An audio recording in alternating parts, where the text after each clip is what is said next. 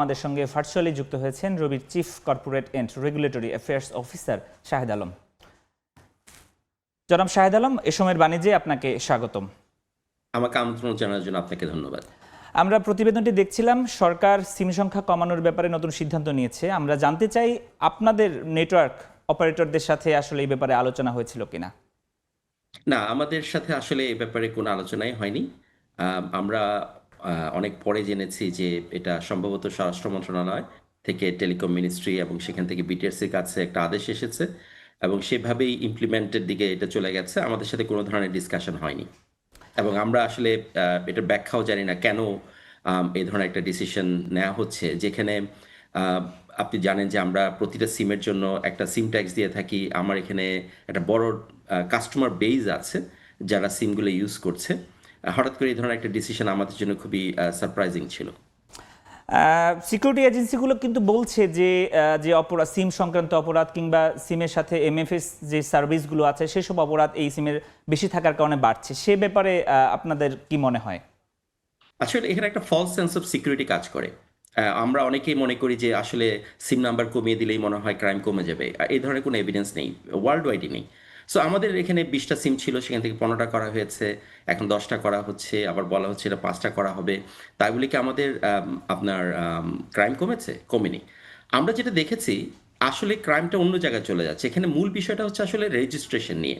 আপনি ঠিকভাবে রেজিস্ট্রেশন করছেন কিনা। আমরা গত প্রায় ৪ বছর ধরে রিকোয়েস্ট করে আসছি যাতে আমাদেরকে ন্যাশনাল আইডি ডেটাবেজে আমাদের যে রেটিনা এবং ফেস যে রিকগনিশন আছে সেখানে অ্যাক্সেস দেওয়ার জন্য, যাতে এবং আমাদের ৪টা মোবাইল অপারেটর কিন্তু রেডি, আমাদের সিস্টেম রেডি, সলিউশন রেডি, যাতে আমরা আরেকটু রোবাস্ট রেজিস্ট্রেশনটা করতে পারি।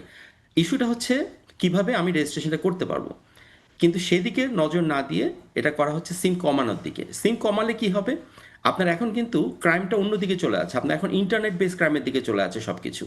আপনার এখন হোয়াটসঅ্যাপ, টেলিগ্রাম, সিগন্যালসের মাধ্যমে কিন্তু ক্রাইম হয়, নট নেসেসারিলি সিমের মাধ্যমে। আপনার হোয়াটসঅ্যাপ, টেলিগ্রাম, সিগন্যাল ইউজ করার জন্য আপনার এসএমএস, আপনার সিম ছাড়াও কিন্তু আরও অনেকভাবেই এটাকে ইউজ করা যায়। যারা ফ্রডস্টার আছে, ক্রিমিনাল আছে, তারা কিন্তু একটা অল্টারনেটিভ ওয়েতে কিন্তু সেই ক্রাইমগুলো করবে এবং আমাদেরকে সেই জায়গাগুলোতে আসলে প্রোটেক্ট করতে হবে। সিকিউরিটি এজেন্সিগুলো যেটা বলছে সেখানে আমরাও একমত যে আমাদেরকে এখানে একটা রোবাস্ট রেজিস্ট্রেশন করতে হবে। তাই বলে কিন্তু সিম কমিয়ে কি আমি আসলে এই ধরনের ক্রিমিনাল অ্যাক্টিভিটি কমাতে পারবো? অবশ্যই পারবো না, এবং এটার এভিডেন্স সবখানে আছে। এক্ষেত্রে তারা এমএফএস সার্ভিসের যে ব্যাপারটা আছে সেটির নানা সংকটের কথাও তারা বলছেন। সেই ব্যাপারে আসলে সংশ্লিষ্টতা কি আছে সিমের সাথে এই ব্যাপারটি? দেখেন, এমএফএস এর যে ইস্যুগুলো আছে সেগুলো কিন্তু এমএফএস অপারেটর যারা আছে তাদেরকেও এগিয়ে আসতে হবে, তাদেরকে তাদের রেজিস্ট্রেশনটা এনশিওর করতে হবে। তারা যদি আমাদের উপর ডিপেন্ড করে তাহলে কিন্তু হবে না, কারণ আমরা কিন্তু ফাইন্যান্সিয়াল সার্ভিস দেই না।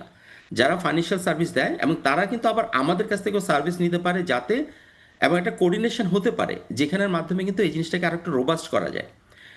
কমিয়ে দিয়ে ১০টা থেকে ৫টা করে আপনি যে ক্রাইম করবে, যে ক্রিমিনালরা, তারা কিন্তু এই ৫টাকেই আপনার ফ্রড অথবা স্টোলেন আইডেন্টিটির মাধ্যমে এই ক্রাইমগুলো করে যাবে। সুতরাং আমরা যেখানে আসলে নজর দেওয়ার দরকার সেখানে দিচ্ছি না। আমরা বারবার করে ১০টা ৫টার কথা বলছি।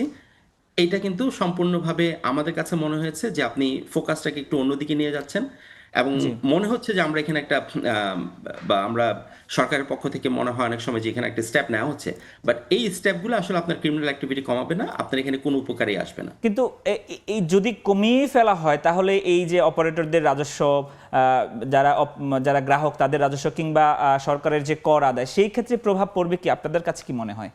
মারাত্মক প্রভাব পড়বে। আপনি এই মাসেই দেখেছেন যে একটা সিগনিফিক্যান্ট অ্যামাউন্ট অফ কাস্টমার আবার রিডাকশন হয়েছে, কারণ আমরা অনেক সিম আমরা বার করেছি এবং এটা যদি আরও বার করতে হয়, আমরা যদি এখন ধরেন আমি যদি এক্সাম্পল দেই, আমরা একটা এক্সারসাইজ করে দেখেছি, যদি ৫টাতে আনতে হয় তাহলে প্রায় ১.৫ কোটি সিম আমাকে বন্ধ করে দিতে হবে। এখন এই ১.৫ কোটি সিমের জন্য সরকার প্রায় বছরে প্রায় ২.৫ থেকে ৩,০০০ কোটি টাকার মতন সরকারের লস হবে, কারণ এই প্রতিটা সিমের সাথে কিন্তু একটা রেভিনিউ জড়িত। আর কাস্টমার কিন্তু দেখেন নিজস্ব কিছু স্মল বিজনেস যারা রান করে তারা সিম ইউজ করে, বিভিন্ন vehicle tracking service, multiple device, এখন মিটারেও কিন্তু আপনার সিম লাগে। আপনি ল্যান্ড রেজিস্ট্রি করতে যাবেন, সেখানে একটা ইউনিক সিম নাম্বার লাগছে। আপনি বিআরটিতে যাবেন, সেখানে একটা ইউনিক সিম নাম্বার লাগছে।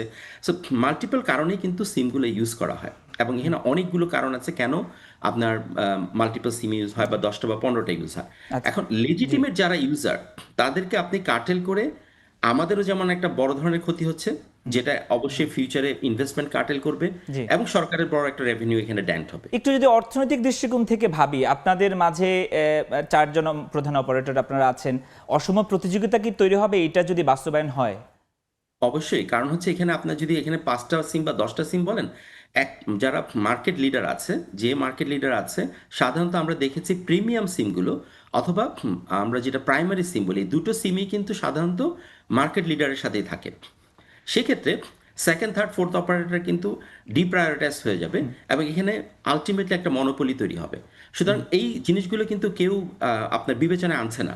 কনসিডারেশনে না এনে যে জিনিস যে ধরনের ডিসিশনগুলো আসছে, আমরা যে জন্য ফ্রাস্ট্রেটেড একটু সেটা হচ্ছে যে কোনো ধরনের এভিডেন্স বেসড অথবা ডেটা ছাড়াই আপনার ডিসিশন নেওয়া হচ্ছে, যেগুলো আলটিমেটলি কিন্তু আমাদের দেশের জন্য এবং আমাদের কনজিউমারদের জন্য আলটিমেটলি সিটিজেনদের জন্য এটা একটা বড় ধরনের শঙ্কা হয়ে দাঁড়াবে ফিউচারে।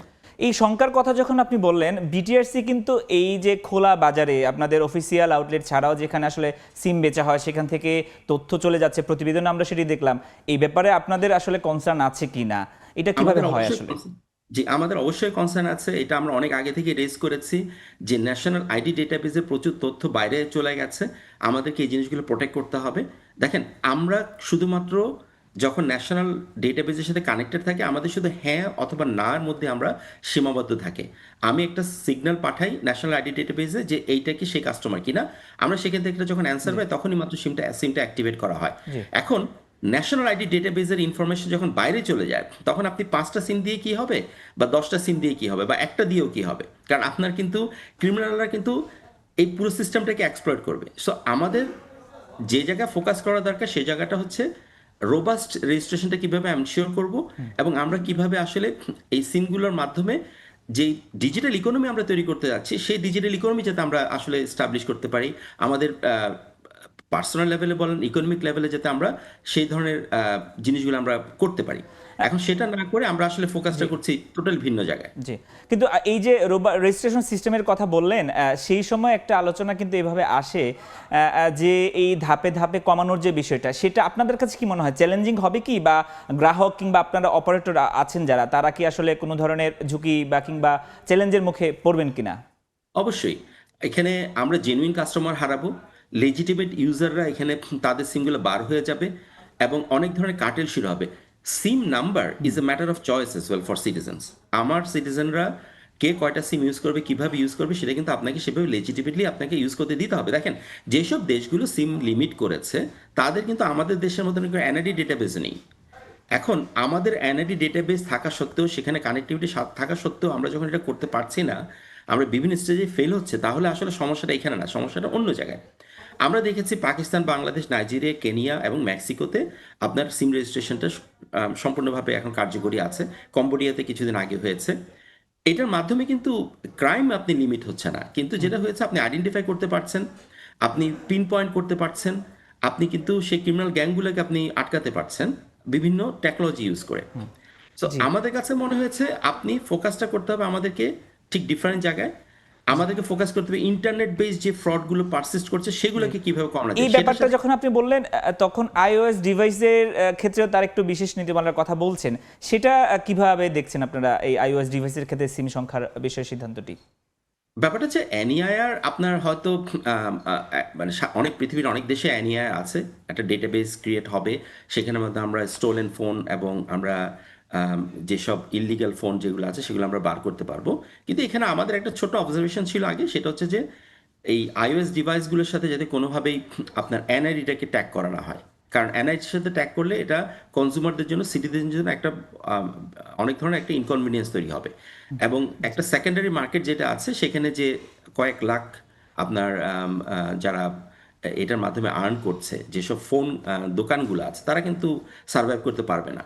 সুতরাং আমাদেরকে একটু হলিস্টিকলি জিনিসটা দেখা দরকার যে আমরা একদিকে যেমন আমরা সিম লাগবে, আমরা ইন্টারনেট কানেক্টিভিটি লাগবে, আমরা ডিজিটাল ইকোনমির দিকে এগিয়ে যাব, সেই সাথে কিন্তু আমাদেরকে প্রোটেকশনটাও করতে হবে, আমাদেরকে প্রাইভেসি যেমন প্রোটেকশন করতে হবে, আমাদের বিভিন্ন ক্রাইম যেগুলো হচ্ছে, ইন্টারনেট বেস ফ্রড যেগুলো হচ্ছে, সেগুলো আমাকে থামাতে হবে।